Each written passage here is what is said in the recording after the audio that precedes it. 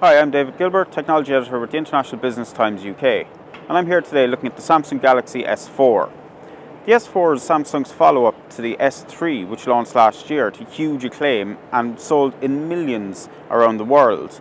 Therefore, the Galaxy S4 has a lot to live up to if it's going to be as popular as last year's model. Let's look first at some of the good points for the Galaxy S4.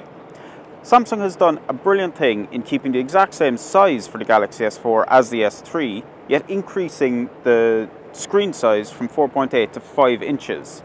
It has also managed to make the phone slightly lighter and thinner, which is an exceptional achievement.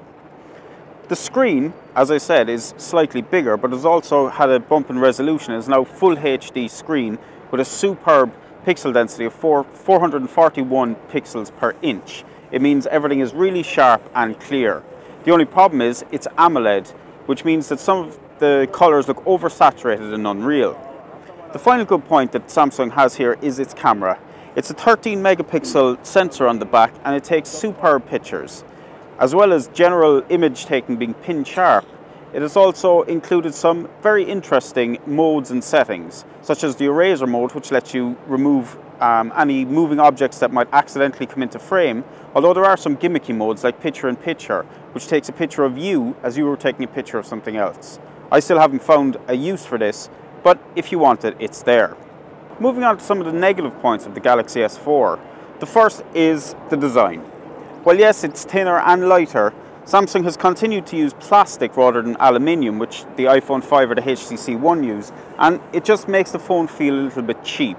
The evolution from S3 to S4 in terms of design is pretty minor, and anyone looking for something beautiful in their smartphone isn't going to really find it here.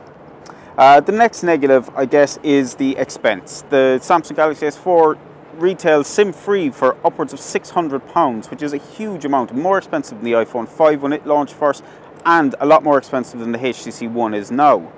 It's available on contract from around £42 a month with no upfront costs on Vodafone, which isn't bad, but you're stuck in that contract for 2 years.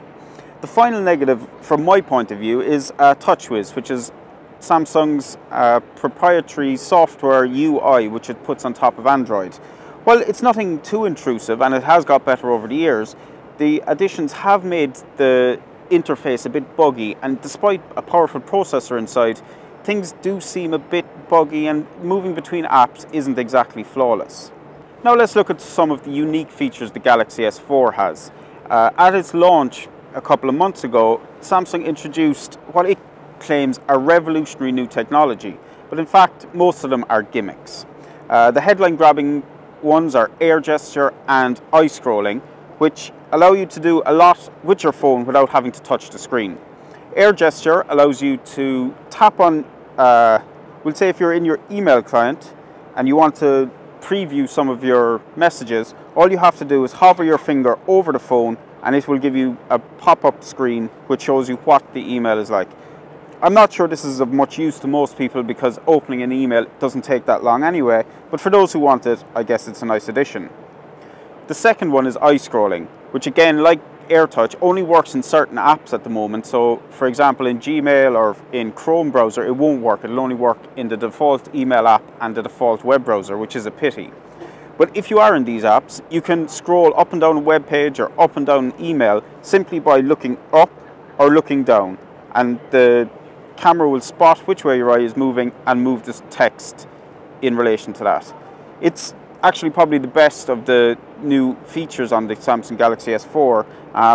The only problem is it only works half the time, and it doesn't work when you really want it to work, and it doesn't work smoothly.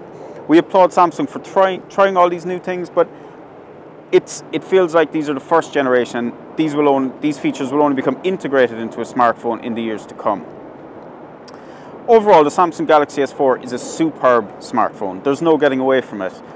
It's got a superb screen, a great battery, a great camera, and a great software. But in terms of design, expense, and that TouchWiz UI, it's slightly lacking something compared to the HTC One. And for us, that still remains the #1 smartphone on the market today. I'm David Gilbert, Technology Editor with the International Business Times UK.